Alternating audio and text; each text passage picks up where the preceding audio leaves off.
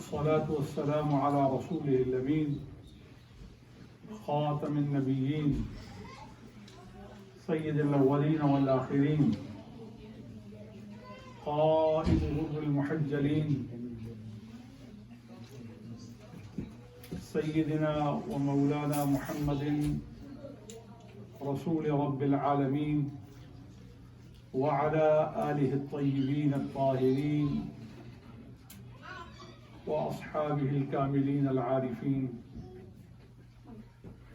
وعلينا معهم أجمعين. أما بعد فأعوذ بالله من الشيطان الرجيم. بسم الله الرحمن الرحيم. إن الله وملائكته يصلون على النبي يا أيها الذين آمنوا صلوا عليه وسلموا تسليما. اللهم صل وسلم على سيدنا حبيبنا مولانا محمد وعلى آل سيدنا حبيبنا مولانا محمد وبارك وسلم بعدد كل ذرة 100,000 مرة. کس ٹاپک پہ آپ چاہیں گے کہ گفتگو کروں؟ جی فیضان غوث اعظم رضی اللہ تعالیٰ عنہ. بسم اللہ الرحمن الرحیم.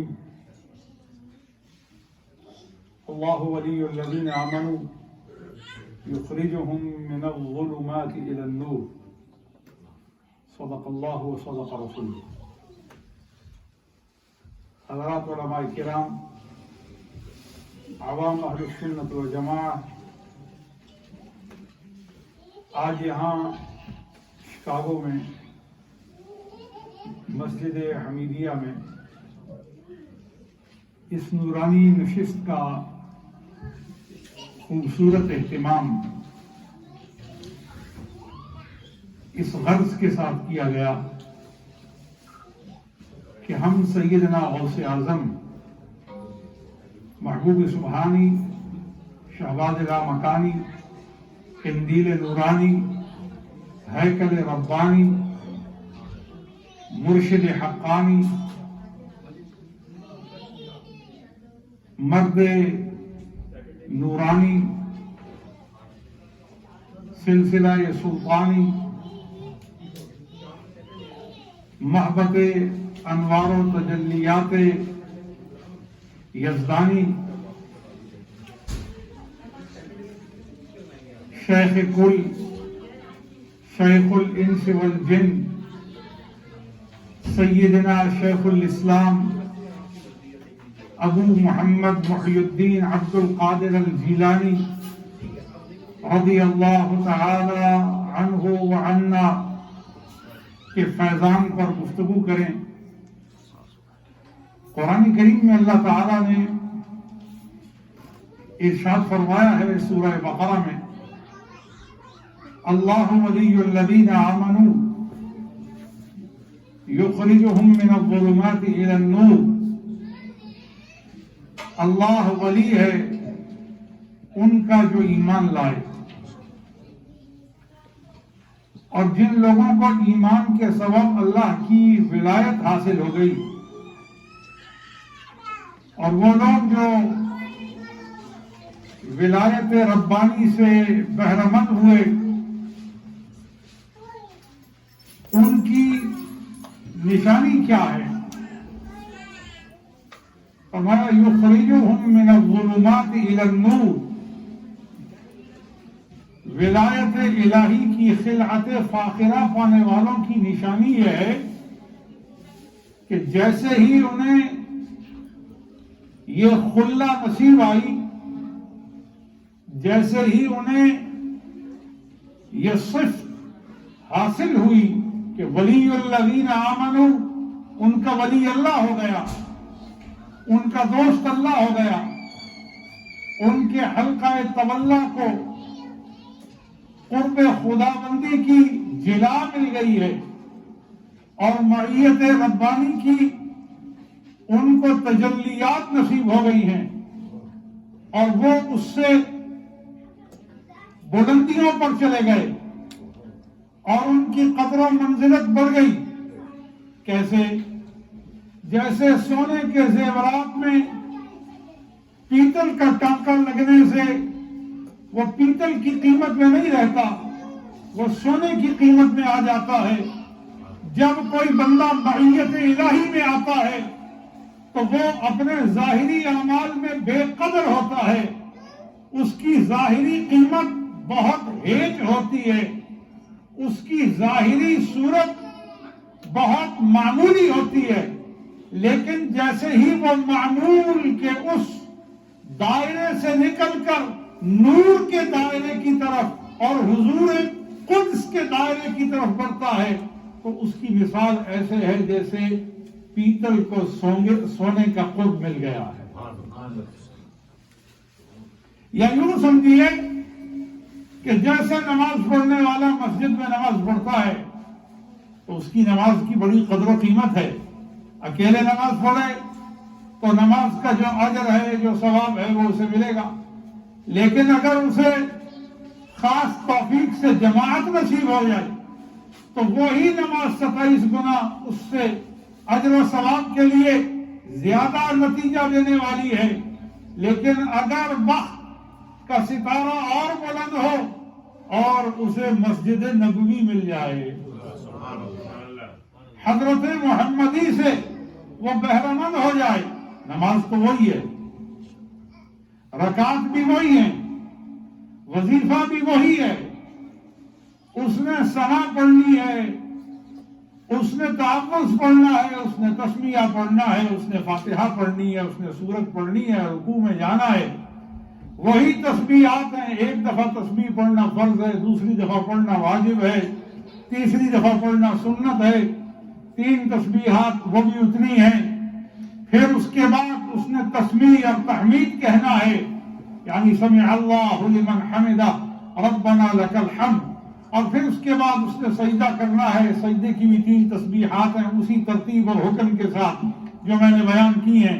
اور نماز ادا کرنے کے 15 اندرونی فرائض کا اہتمام کرتے ہوئے، نماز ادا کرتے ہوئے کل 15 فرائض کا اہتمام کرتے ہوئے، کیونکہ 15 فرائض کی ترتیب 7 نماز کے اندر ہیں، 8 نماز سے باہر ہیں، ان 15 فرائض کی ترتیب کا اہتمام کرتے ہوئے جس نے نماز کو ادا کیا، بعض لوگ یہ 15 فرائض کا سن کر میری طرف حیرت سے دیکھ رہے ہیں، اینڈ اسٹنڈ ٹو می کہ پیر صاحب 15 فرائض کہہ رہے ہیں تو 15 کون سے؟ بھائی یہ آپ کو پڑھنا پڑے گا۔ یہ خلاصہ قیدانی کی بات میں کر رہا ہوں، سلیبس کی بات کر رہا ہوں، تو کوئی یہ کہیں کتاب میں ہے، ہاں یہ ہمارے یزدانی صاحب کہہ رہے ہیں کہ کتاب میں ہے، تو دیکھیے انہوں نے پڑھا ہوا ہے اور لکھا ہوا ہے، تو جس آدمی نے پڑھا اسے حیرت نہیں ہوئی، اس نے ریفر کر دیا کہ کتاب میں موجود ہے۔ تو ہر نماز کے 15 فرائض ہیں، جب تک آپ ان کا اہتمام نہیں کریں گے آپ کی نماز قائم ہی نہیں ہوگی۔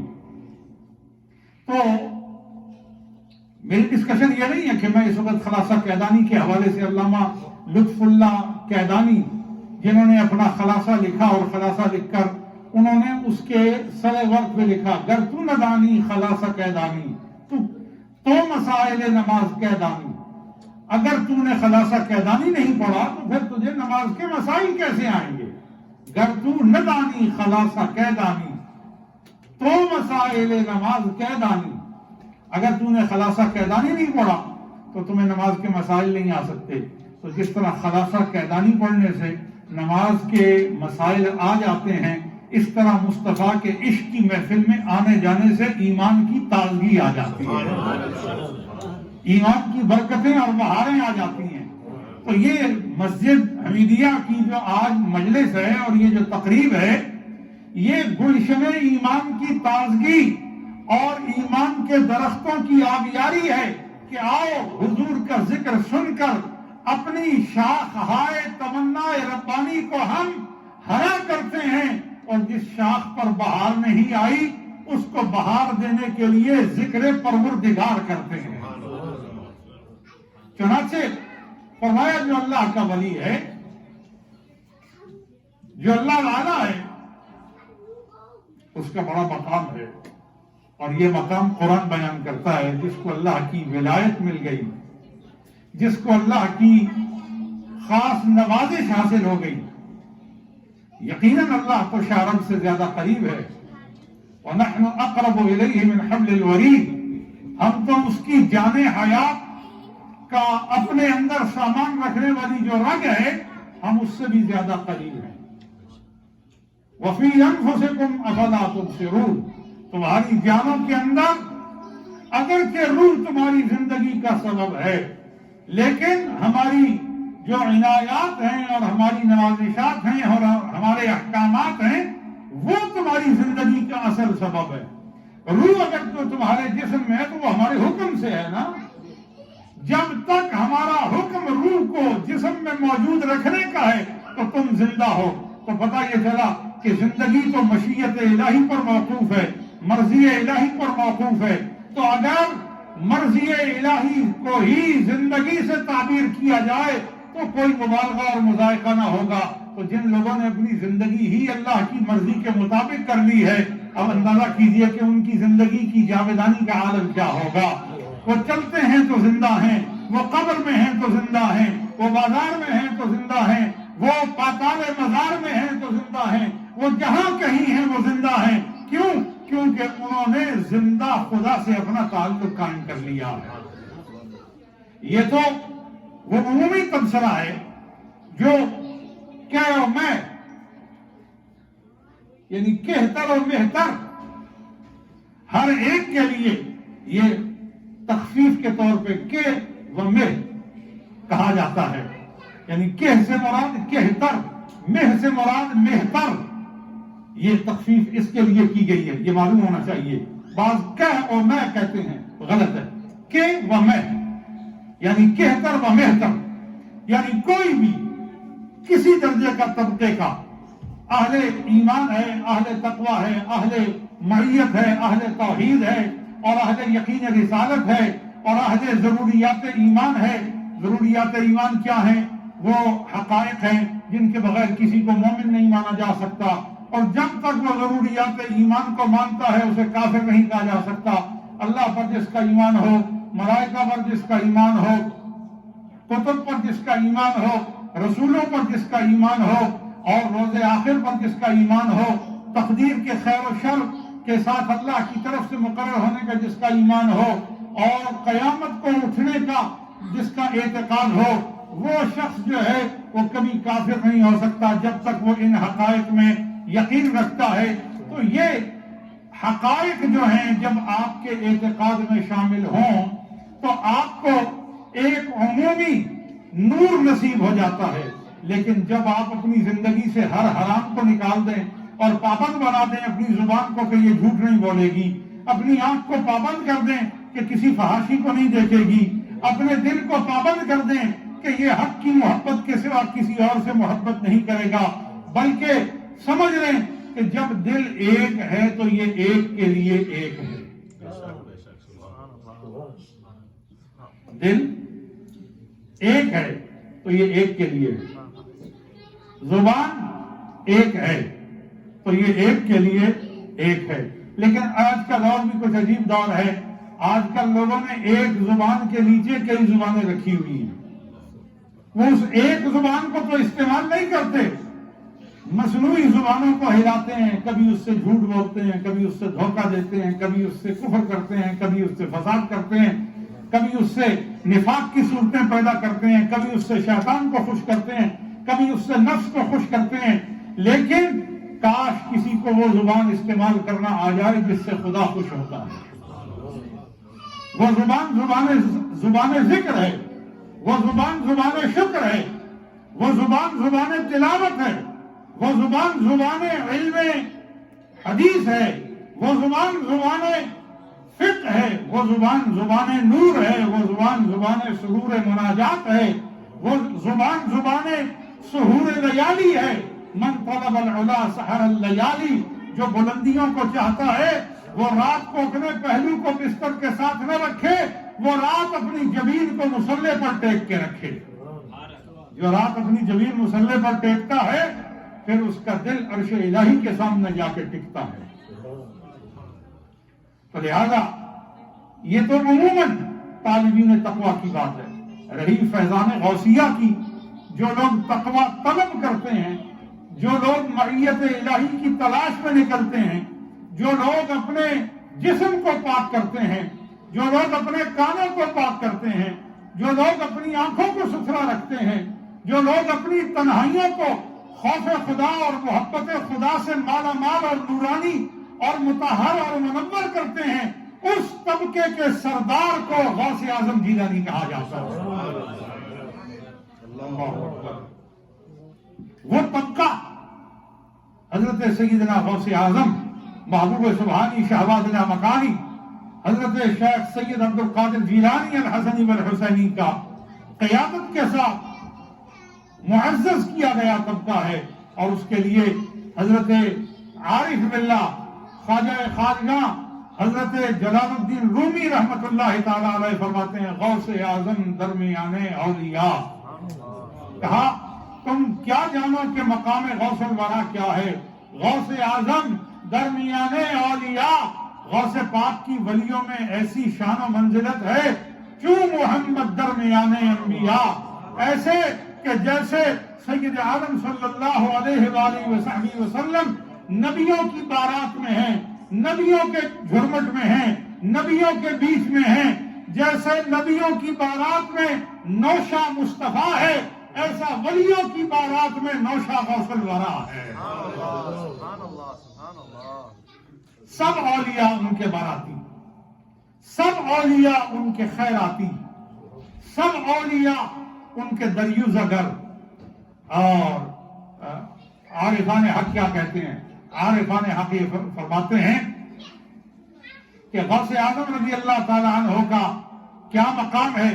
حضرت بہاؤالدین شاہ محمد ابن محمد شاہ نقشبند فرماتے ہیں آفتاب و ماہتاب و عرش و کرسی و قلم نور قلب از نور اعظم شاہ عبد القادر است۔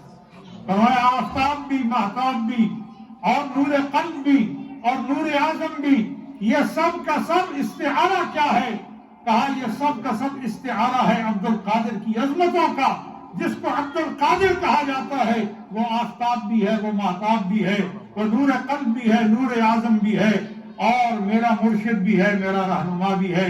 اور حضرت سلطان عارفین فرماتے ہیں کہ حضرت غوث اعظم رضی اللہ تعالیٰ عنہ کا مقام و مرتبہ یہ ہے، گر تو خواہی قطب ربانی، اگر تو چاہتا ہے کہ تو قطب ربانی کا قرب پالے اور ان کی نزدیکی پالے اور قرب خداوندی کی منزلتوں سے تو اپنے آپ کو بہرمند کر لے، تو فرمایا پھر اس کی تدبیر کیا ہے؟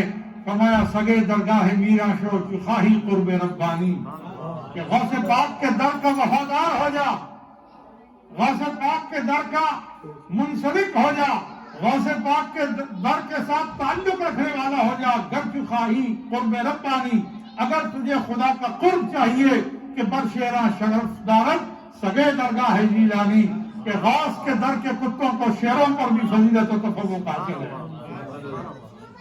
یہ واقعہ ہے حضرت ابو سعید ابو الخیر حضور غوث پاک کے دربار کو ہر بار میں تشریف لائے اور آپ سے ملاقات کی، تو حضرت ابو سعید ابو الخیر جو ہیں بہت جلیل القدر بزرگ ہیں، اور آپ جہاں کہیں تشریف لے جاتے شیر کی سواری سے جاتے تھے۔ جب حضرت غوث پاک کی بارگاہ میں آئے تو شیر کی سواری سے آئے، شیر باہر چھوڑا، جہاں جاتے جانے والے پر یہ لازم ہوتا کہ شیر کی خوراک میں ایک گائے پیش کی جاتی۔ تو حضرت غوث پاک کے پاس جب آئے تو کہا کہ جناب میں شیر کی سواری سے آیا ہوں، اس کے لیے کچھ انتظام کیا جائے۔ فرمایا گھبرائیں نہیں۔ کچھ وقت گزرا تو کہا میرے شیر کا کیا بنا؟ تو آپ نے فرمایا چلو چل کے دیکھتے ہیں۔ جب گئے تو کیا دیکھتے ہیں کہ غوث پاک کے در کا ایک لاغر سا کتا تھا جو وہاں پڑا رہتا تھا۔ جب شیر نے حضرت غوث پاک کے ایک خادم کی طرف سے مہیا کی گئی گائے پر حملہ کیا اسے خوراک بنانے کے لیے، اپنا لقمہ تر بنانے کے لیے، تو وہ لاغر کتا جو غوث کے در پر پڑا رہتا تھا شیر پر جھپٹا اور اس کو مار کر اس کو کھا رہا تھا۔ جب یہ پہنچے تو اس وقت شیر کی دوڑی کتے کے منہ میں اتنی باقی رہ گئی تھی۔ تو اس لیے حضرت سلطان العارفین سلطان باہو رحمت اللہ تعالی علیہ نے فرمایا کہ بڑ شیراں شرف دارت سگے درگاہ جیلانی۔ اور حضرت خواجہ توسوی رحمت اللہ تعالی علیہ نے اس میں تھوڑی تبدیلی کی۔ آپ نے فرمایا یہ نہ کہو کہ بر شیراں شرف دارت سگے درگاہ جیلانی، آپ نے فرمایا یوں کہو کہ بر مرداں شرف دارت سگے درگاہ جیلانی۔ بڑے بڑے مردوں پر بڑے بڑے رتبے کے لوگوں پر غوث کے در کا کتا تفوق رکھتا ہے اور ان پر تفضل رکھتا ہے، اور یہ معلومان خدا کا مقام ہے اور یہ ان کی منزلت ہے۔ لہذا آج کا یہ جلسہ اس بات کا متقاضی ہے کہ آپ اس بات کو سمجھیے کہ غوث پاک کا تفوق کیا ہے۔ بس دو باتیں کہہ کے بات ختم کرتا ہوں۔ غوث پاک کا تفوق یہ ہے کہ معراج کی رات جب حضور عالم لامکان میں تشریف لے گئے اور مکان ختم ہو گیا، جب لامکان آیا تو آپ نے رف رف سے قدم اٹھایا تو قدم رکھنے کے لیے اب لامکان تھا، کوئی ٹھکانا نہ تھا۔ عرض حضور کبریا ہوئی کہ اب میں کہاں قدم رکھوں؟ فرمایا قدم اٹھانا تیرا کام ہے، رکھانا ہمارا کام ہے۔ جب قدم اٹھا کر رکھا تو دیکھا ایک ممبر تھا، تو پوچھا یہ ممبر کیا ہے؟ جہاں کائنات کی کوئی چیز نہیں آ سکتی، یہ ممبر کیا ہے جسے آنے کی اجازت دی گئی؟ فرمایا یہ تیرا غیر نہیں، یہ تیرے بعد تیرا ایک بچہ عبد القادر ہوگا جو تیری نسل سے ہوگا، حسن مجتبیٰ کی اولاد میں سے ہوگا۔ اس نے عالم ارواح میں یہ کہہ کر کے عرض کی کہ میرے جد کریم مصطفیٰ تیری بارگاہ میں آ رہے ہیں تو مجھے اپنے جد کی خدمت کا موقع دیا جائے۔ تو ہم نے ان کی روح کو چنا اور عالم لامکان میں آپ کے قدم کو اٹھانے کے لیے انہوں نے اپنے کندھے کو پیش کیا ہے۔ حضور خوش ہوئے اور فرمایا میرے بچے نے بڑا کام کیا ہے، میرے بچے کے لیے کوئی خاص انعام ہونا چاہیے۔ فرمایا ہم نے قدرت کے سارے خزانے تیرے سپرد کر دیے ہیں، انعام بھی تو دے، اعلان بھی تو کر۔ اس وقت حضور سید عالم خاتم النبیین صلی اللہ علیہ وآلہ وصحبہ وسلم نے فرمایا یا ابن عبد القادر قدمی هذه على رقبتك، اے میرے بچے عبد القادر میرا یہ قدم تیرے کندھے پر، وقدماک علی رقاب اولیاء اللہ، اور میں نے تیرے دونوں قدموں کو اٹھا کر تمام ولیوں کی گردن پر رکھ کے مہر ولایت بنا دیا ہے۔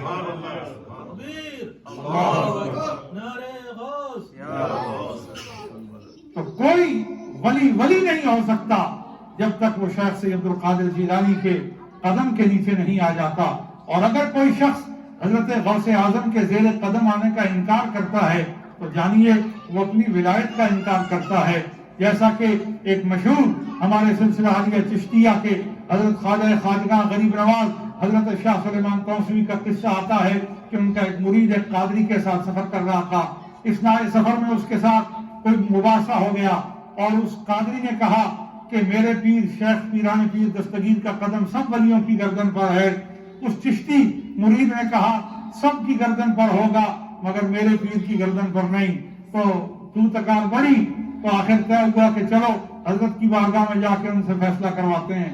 جب حضرت خواجہ خواجگاہ غریب نواز بندہ پرور حضرت خواجہ پیر پٹھان شاہ سلیمان توسوی کی خدمت میں حاضر ہوئے تو اس قادری نے حاضر ہو کر کہا حضور یہ آپ کا مرید ہے اور میں نے راستے میں اس طرح کہا کہ تمام ولیوں کی گردن پر غوث پاک کا قدم ہے، اور اس نے کہا میرے پیر کی گردن پر نہیں ہو سکتا۔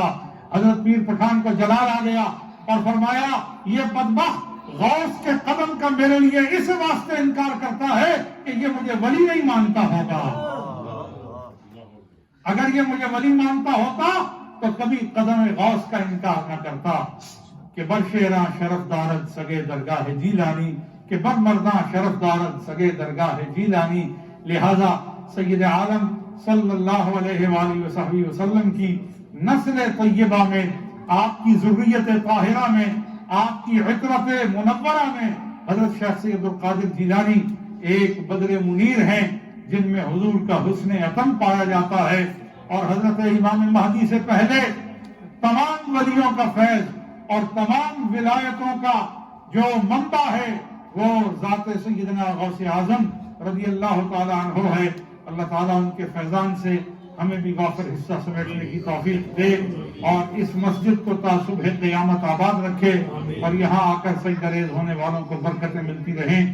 میں مسجد حمیدیہ کی جو کونسل ہے اس کے چلانے والے احباب ہیں اور حضرت العلام مرحوم علیہ الرحمہ کی اولاد ہے جنہوں نے مجھے دعوت دے کے یہاں آپ احباب کو مخاطب کرنے کا موقع دیا، میں ان کی برکتوں کے لیے اور ان کے علم میں مزید وسعتوں کے لیے اور حضرت العلام کے علم کا ان کی اولاد میں تقوی کے ساتھ منتقل ہونے کے لیے حضرت ربانی میں دعا گو ہوں.